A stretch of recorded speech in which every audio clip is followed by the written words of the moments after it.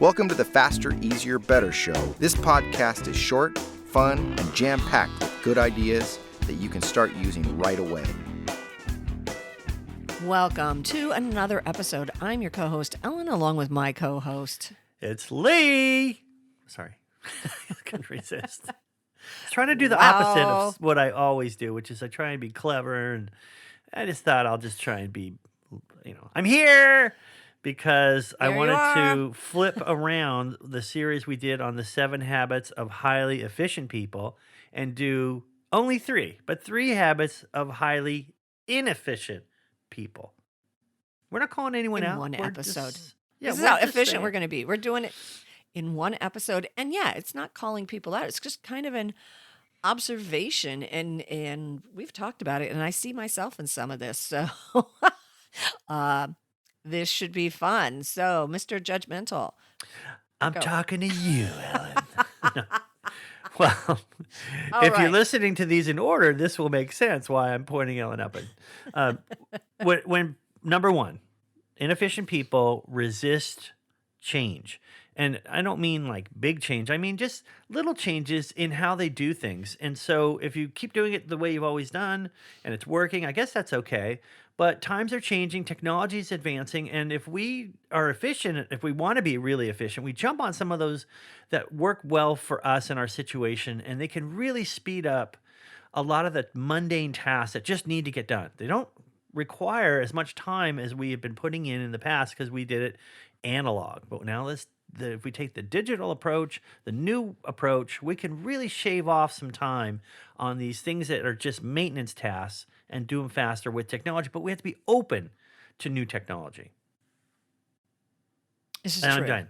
And not expect it to work right the first time, because you are speaking to me as far as like the Was I really? I technology thing. didn't know I was for sure. Oh my God. I thought I have to do what? I have to do what?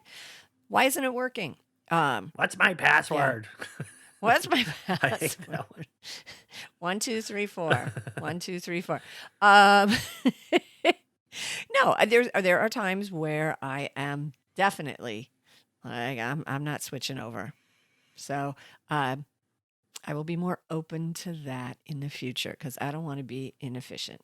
But I understand it. I understand where people come from because yes, it's probably inefficient at the beginning.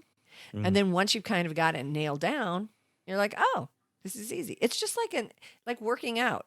If you do a new exercise program, the first few times it's going to be painful, literally, figuratively. And then once your brain has kind of got the patterns down, it's a lot easier. I feel you're talking to me So- right there. Now you're just throwing it right back at me, aren't you? Just right back at me. Like, all right, I'm going to put number 2 right back on you. And Yeah, okay, so put number 2 on because I know what it is. Go. The second thing that inefficient people do, I'm not saying you or anyone listening in particular, but we do, is I guess I can't put me in there, but no structure, meaning you're not a to-do list. Inefficient people, I don't need a stinking to-do list. I don't need a plan. I don't need goals. I'm just going to just flow through life, which sounds great. Oh, how nice would that be? Not so much when it comes to efficiency and productivity.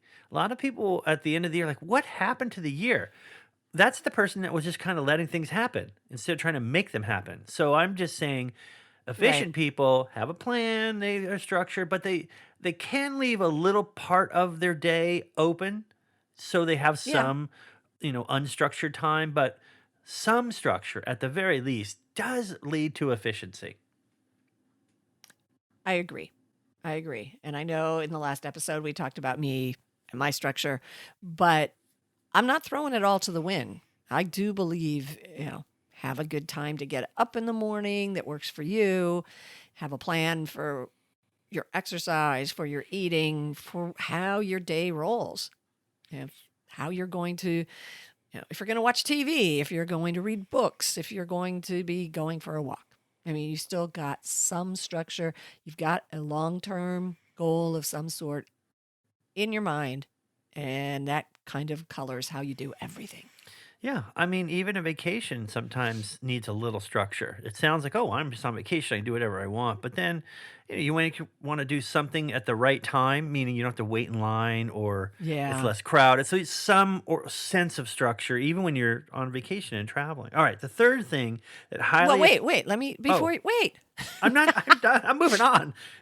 Mr. I know, but I Efficiency. just want to say that sometimes, especially on vacation kind of thing, rather than calling it a structure, call it a theme. You put a theme to what you're doing, and I find that works very well. Our theme today is churches and then old bars. Wow, that's covering all the bases. It's vacation, of course. Okay, what's number 3? All right, last one, number 3, is inefficient people try to do everything themselves for a number of reasons. No one else can do it as well as they can. They'll feel like they'll just have to redo it. They're just, controlling, micromanaging type people, or they just don't want to burden anybody. Like, you know what? I don't want to bother anyone. I'll just do it. And I'll just whatever the reason is, efficient people let go of some things and let others help them and let others do them. Inefficient people try to do everything on their own by themselves without any help. I agree. That's why we do this together. And you mentioned in a couple episodes ago, you were talking about collaboration, more collaboration. And that is an excellent way to ask for help without feeling like you're asking for help. Yeah, it's a win-win. Everyone benefits and everyone enjoys themselves, and the outcome is something that you couldn't do on your own. So it's the super twin powers together activate, form of a finished product.